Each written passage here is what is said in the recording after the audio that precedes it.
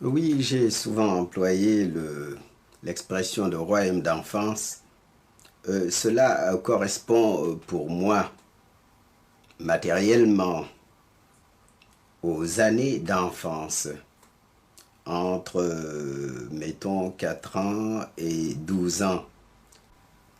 Mais ce royaume d'enfance est délimité matériellement également par deux cantons. Le canton où je suis né, de Joal, et le canton où j'ai passé mes premières années jusqu'à l'âge de 6 ans, le canton de Fimela près de Gilor.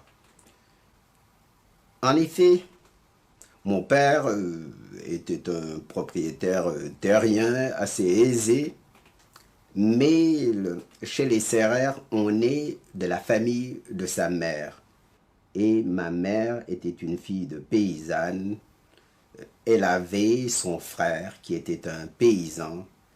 Et chaque fois que je le pouvais, je m'échappais de la villa paternelle au sens latin du mot pour aller avec mon oncle et passer les après-midi avec les petits bergers. Naturellement, nous évoquions des histoires fantastiques et nous vivions réellement en communion avec le passé, avec les esprits des ancêtres, avec les animaux totémiques, avec les morts. Et pour moi, ça a été vraiment un royaume merveilleux lorsqu'à 7 ans, mon père m'a obligé de partir pour la mission de Joal, où j'ai reçu les premiers éléments d'éducation par le père Dubois, qui était un Normand. Ça a été un véritable déchirement pour moi, d'autant plus qu'il me fallait quitter ma mère, mon oncle et mes enfants. C'est ce royaume d'enfance mi-réel, mi-surnaturel qu'évoquent la plupart de mes poèmes. Mon père, comme je vous l'ai dit, était un propriétaire terrien assez aisé, mais il n'était pas cultivé au sens d'aujourd'hui. Il parlait mal le français, il ne savait pas lire et écrire, mais il vivait dans l'amitié des rois du Sine. C'était un serrère du Sine. De telle sorte que j'ai été éduqué dans les traditions de nos ancêtres et aussi par mon oncle dans les traditions paysannes. De telle sorte que j'étais dans une société mixte, noble et paysanne en même temps. On m'a appris d'une part le sens de l'honneur, le sens de la dignité et d'autre part, on m'a appris le sens de la terre. C'est la coutume en Afrique noire et en particulier chez les Sérères du Sine de veiller après le dîner jusqu'à 11 heures, minuit, 2 heures du matin. Tantôt, il y a des fêtes sur la place du village.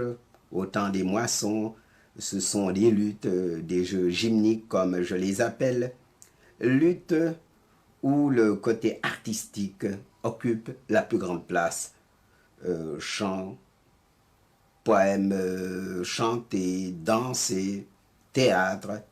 Et parfois, ce sont de simples veillées comme il y en a en Europe, comme il y en avait.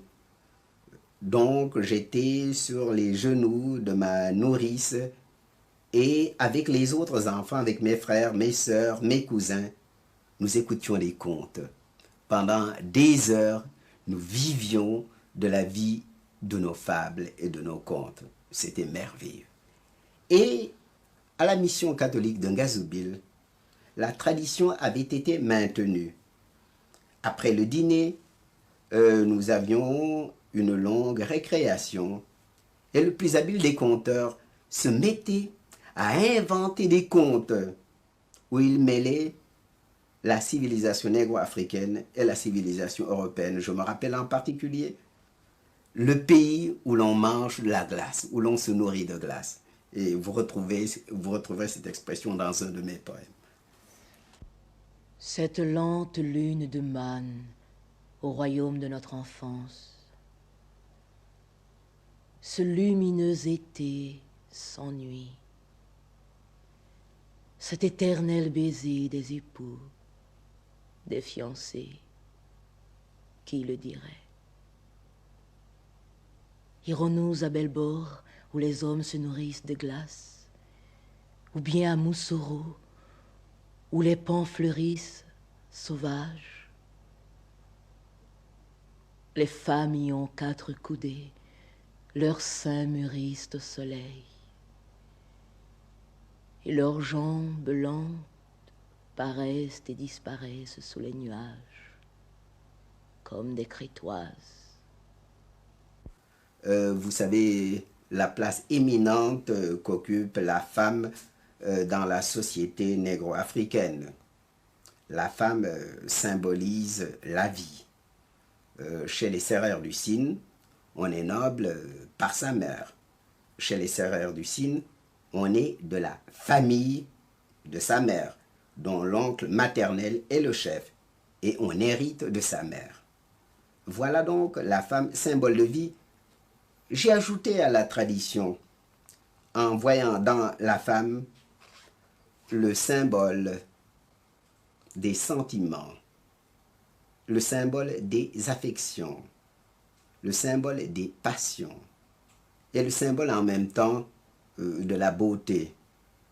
Car au fond, à quoi servirait la vie si nous n'avions des raisons de vivre? Et pour moi, la grande raison de vivre, c'est l'union de l'homme et de la femme, l'union des cœurs, la conspiration de l'homme et de la femme. Et c'est pourquoi la femme et l'amour occupent une si grande place dans mon œuvre poétique.